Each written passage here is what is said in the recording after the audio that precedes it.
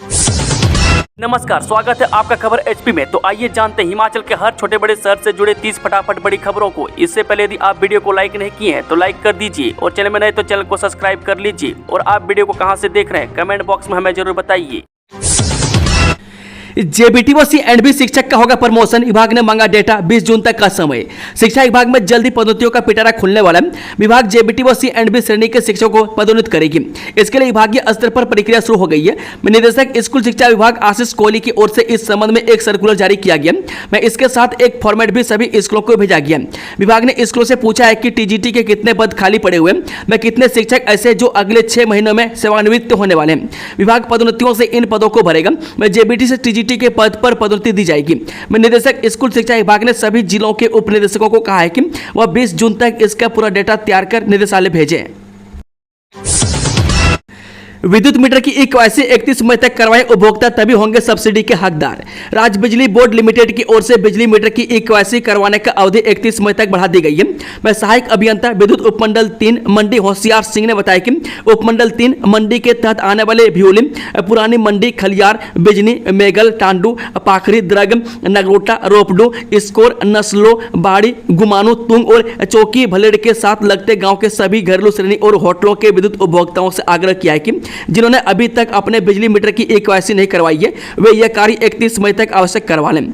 ऐसे उपभोक्ता अपने समीप के बिजली कार्यालय में अपने बिजली बिल की कॉपी और आधार कार्ड ले जाकर ई-केवाईसी करवाना सुनिश्चित करें। तभी वह बिजली बिल में दी जाने वाली सब्सिडी के लिए पात्र होंगे। 11 जून को होगी नर्सिंग, पैरामेडिकल और फार्मेसी की प्रवेश परीक्षा। ऑनलाइन आवेदन 24 से 30 मई तक। प्रदेश में BSc nursing, post basic BSc nursing, MSc nursing, BSc paramedical और बी फार्मेसी की प्रवेश परीक्षा 11 जून को होगी। हिमाचल प्रदेश के अटल मेडिकल एंड रिसर्च यूनिवर्सिटी ने इसकी प्रक्रिया आरंभ कर दी है। ऑनलाइन आवेदन 24 मई से 30 मई तक होंगे। प्रवेश परीक्षा 2-17 सुबह शाम के समय होगी। यूनिवर्सिटी के परीक्षा नियंत्रक डॉक्टर प्रवीण शर्मा ने बताया कि इस परीक्षा के माध्यम से लगभग 1600 सीटें बीएससी नर्सिंग, 600 सीटें पोस्ट बेसिक बीएससी नर्सिंग, 200 सीटें एमएससी नर्सिंग, 89 सीटें बीएससी मेडिकल टेक्नोलॉजी और 40 सीटें बी फार्मेसी यानी कि आयुर्वेद में भरी जाएंगी। ये सभी सीटें अटल मेडिकल यूनिवर्सिटी से संबद्ध सरकारी व निजी संस्थानों में उपलब्ध है। डिप्टी सीएम ने निजी स्कूलों के छात्रों को बस पास किराए में दी छूट। शिमला के निजी स्कूलों में पढ़ने वाले बच्चों के अभिभावकों ने आज उप मुख्यमंत्री मुकेश अग्निहोत्री से मुलाकात कर उन्हें हाल ही में बढ़ाए गए बस पास किराए सहित विभिन्न समस्याओं से अवगत कराया।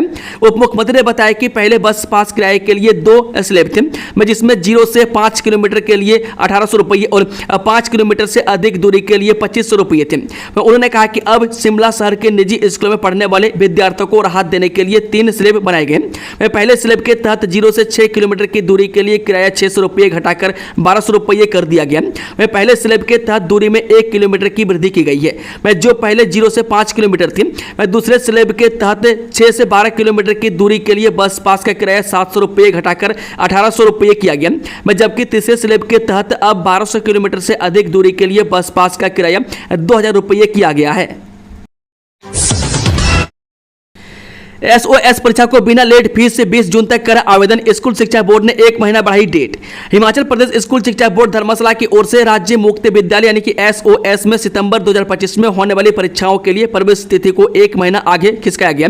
इससे पहले कि शिक्षा बोर्ड की ओर से जारी शेड्यूल के तहत 22 मई से ही 1000 विलंब शुल्क लगना शुरू हो गया था। बोर्ड की ओर से एसओएस में प्रवेश के लिए छात्रों को 1 महीने का अतिरिक्त समय बिना विलंब शुल्क के 20 जून तक प्रवेश का मौका दिया।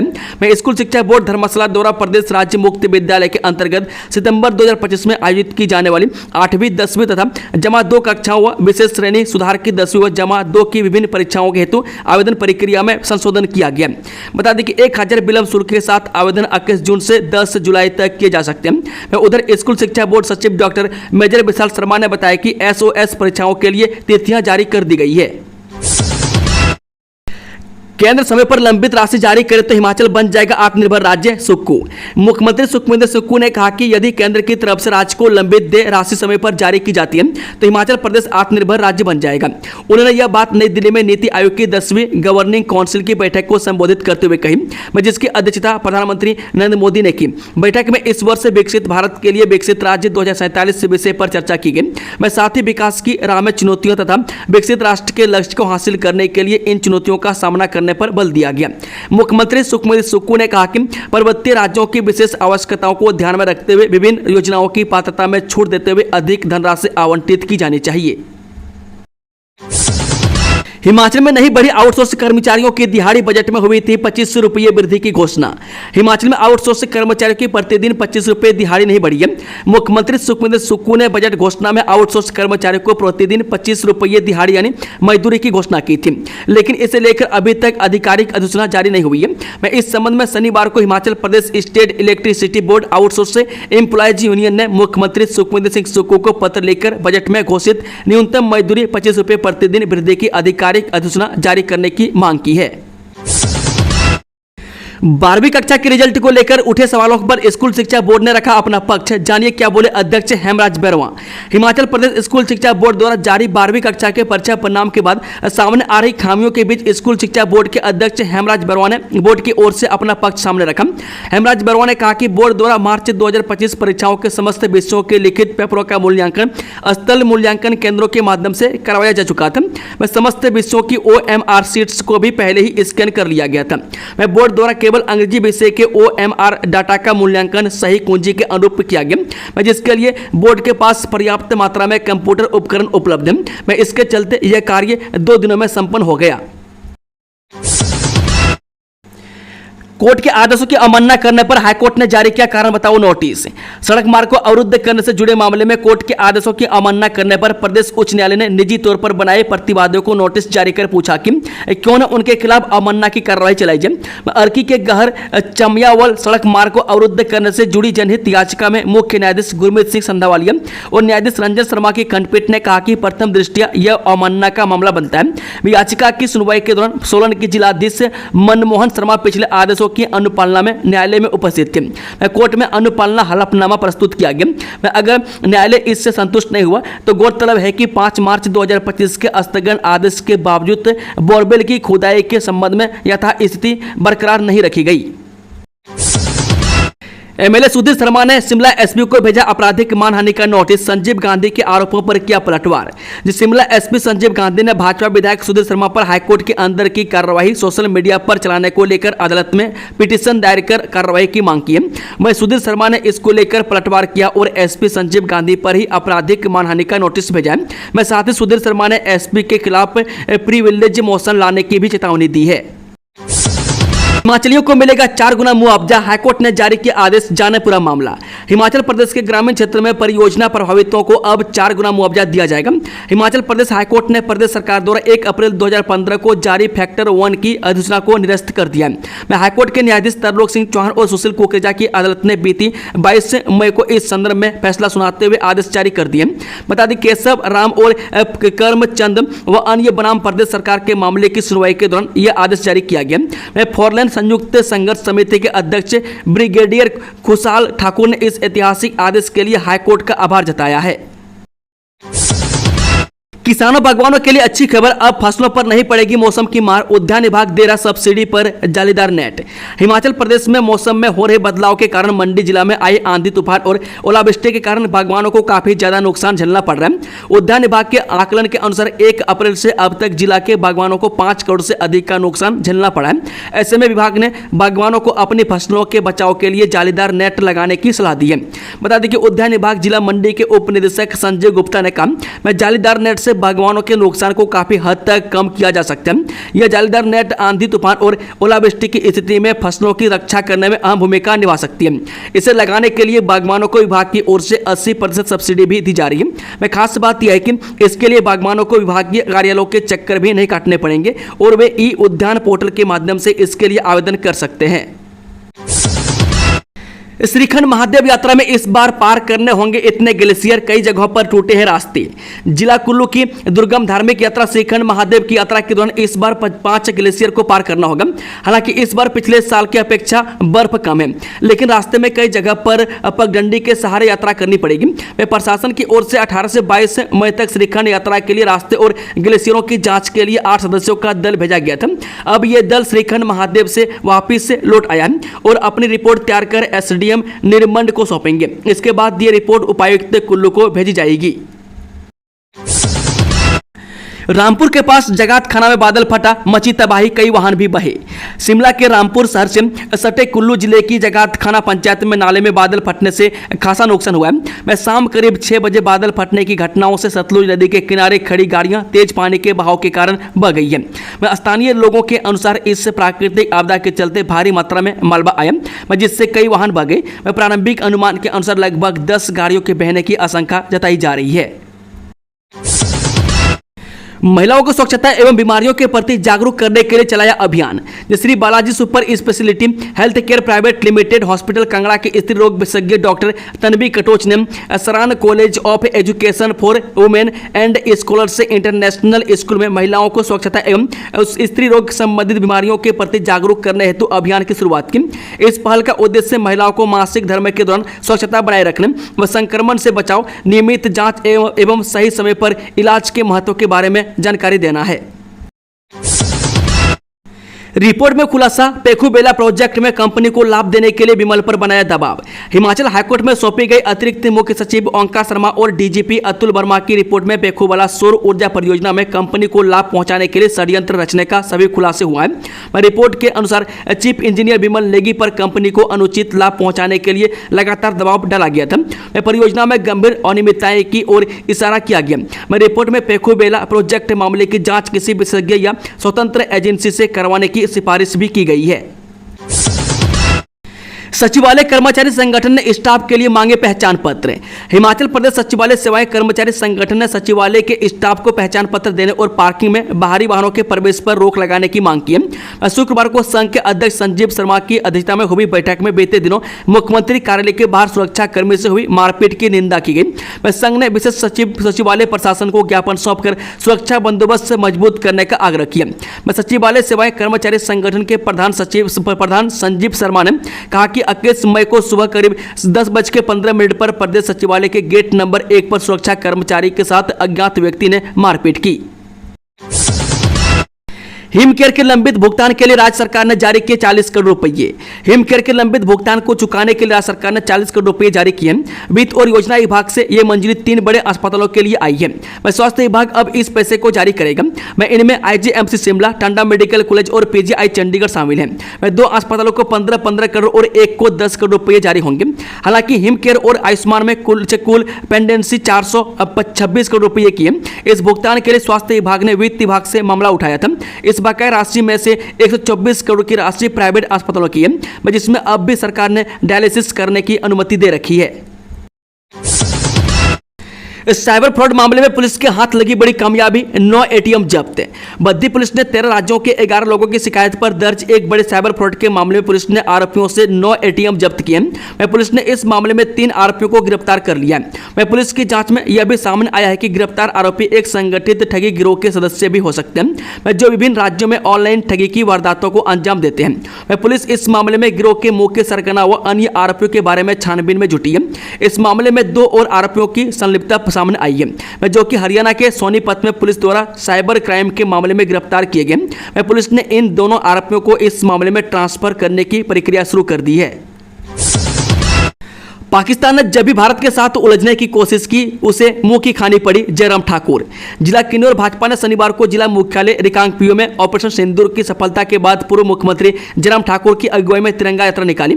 इस यात्रा में पूर्व वन निगम उपाध्यक्ष सूरत नेगी और जिला भाजपा अध्यक्ष यशवंत नेगी सहित जिला भाजपा के सैकड़ों कार्यकर्ताओं ने भाग लिया।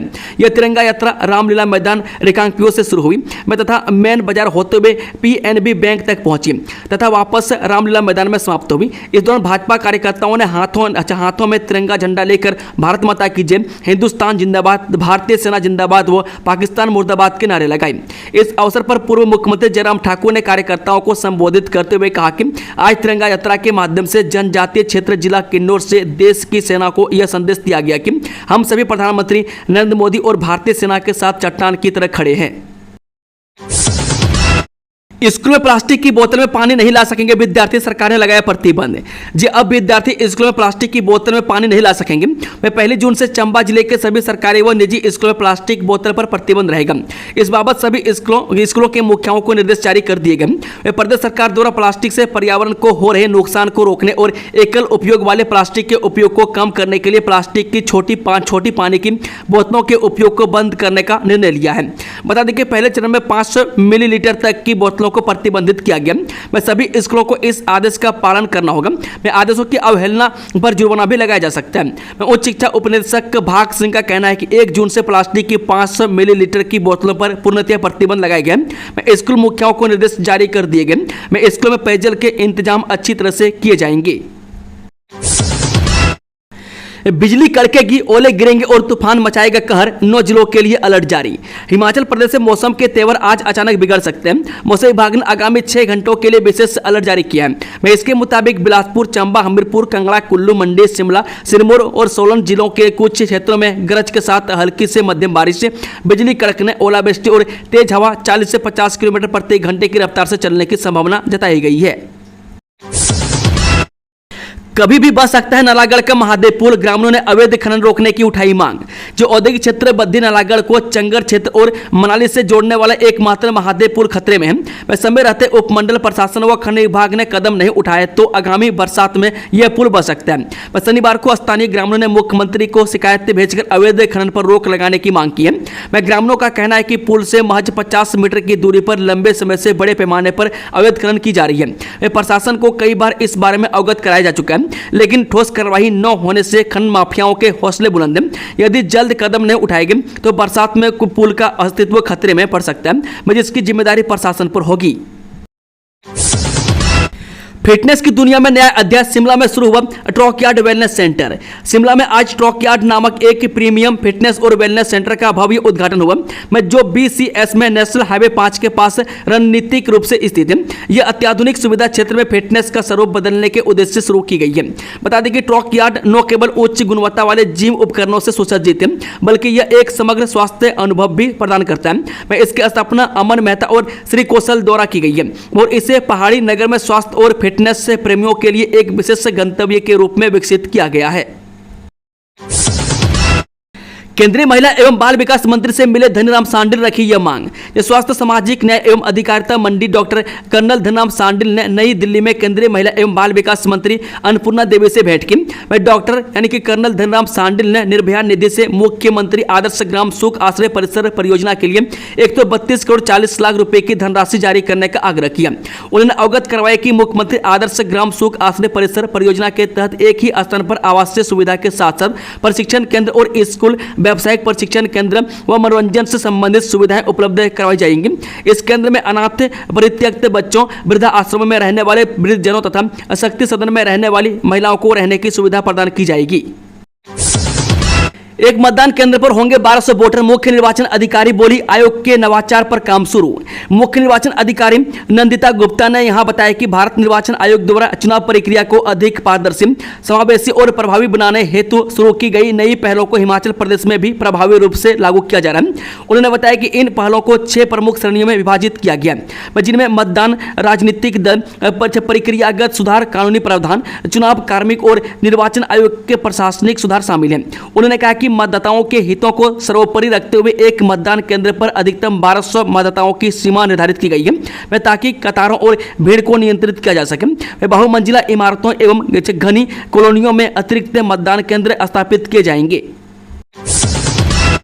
बांध से बिना सूचना पानी छोड़ने के मामले में NHPC प्रबंधन पर 2 FIR, एक पर्यटक का शव बरामद।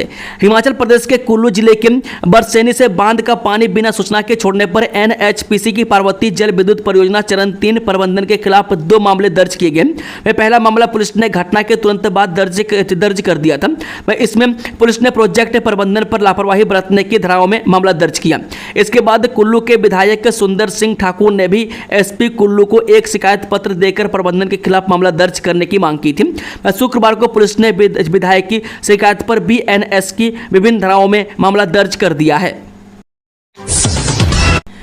पहले निभाया पत्नी धर्म, फिर पुल से छलांग लगाकर महिला ने दे दी जान। जब मंडी शहर में एक महिला द्वारा भयोली पुल से छलांग लगाकर आत्महत्या करने का मामला सामने आया है। पुलिस ने सबको कब्जे में लेकर मामला दर्ज करके छानबीन शुरू कर दी है। जानकारी के अनुसार शनिवार देर शाम करीब 4 बजे महिला ने भयोली पुल से ब्यास नदी में छलांग लगा दी। महिला को छलांग लगाता देख वहां पर मौजूद व्यक्तियों ने तुरंत ब्यास नदी में उतरकर महिला को बाहर निकाला। महिला को बेहोश समझकर उसे क्षेत्रीय अस्पताल ले जाया गया, लेकिन डॉक्टर ने महिला को मृत घोषित कर दिया। महिला की पहचान सुधापुरी पत्नी राकेश निवासी लक्ष्मी बाजार जोगिंदर नगर के रूप में हुई है। युवाओं को नहीं मिल रहा कौशल विकास भत्ता, शिक्षा और कैरियर हो रहे प्रभावित। जिला ऊना में सैकड़ों युवाओं को पिछले कुछ माह से कौशल विकास भत्ता नहीं मिल रहा है, जिस कारण मध्य वर्ग के युवा परेशान हैं। जिला ऊना में इस योजना के तहत नामांकित कई युवाओं को तो नवंबर 2024 से भत्ता प्राप्त नहीं हुआ है, जिससे उन्हें अपने प्रशिक्षण कार्यक्रम को पूरा करने में कठिनाइयों का सामना करना पड़ रहा है। कई प्रशिक्षु अपने प्रशिक्षण शुल्क का भुगतान नहीं कर पा रहे, जिससे उनकी शिक्षा और करियर दोनों प्रभावित हो रहे हैं। कौशल विकास भत्ता योजना 2013 हिमाचल युवाओं के कौशल को निखारने और उन्हें कार्य में दक्ष बनाने की योजना है। इसमें 16 से 36 वर्ष के हर वर्ग के गरीब युवाओं को जो ITI, कंप्यूटर, सिलाई, ब्यूटी पार्लर व अन्य संस्थानों में प्रशिक्षण ले रहे हैं, उन्हें सरकार द्वारा प्रतिमाह 1000 से 1500 रुपये पर दिए जाते हैं। भारत में बढ़ रहे कोरोना के मामले, इस वेरिएंट की चपेट में आ रहे लोग, एक्सपर्ट ने बताया कितना है खतरनाक। भारत में कोविड-19 के नए वेरिएंट NB.1.8.1 का एक मामला और LF.7 वेरिएंट के 4 मामले सामने आए हैं। विश्व स्वास्थ्य संगठन यानी कि WHO के अनुसार ये वेरिएंट अधिक खतरनाक नहीं है, चिंता की बात नहीं है। दोनों वेरिएंट पर WHO की नजर है, क्योंकि इन वेरिएंट के कारण चीन और एशिया के कुछ हिस्सों में कोविड मामले बढ़ रहे हैं। भारतीय सोर्स COV2 जीनोमिक्स कंसोर्टियम के डाटा के अनुसार अप्रैल में तमिलनाडु में NB.1.8.1 का एक मामला मिला।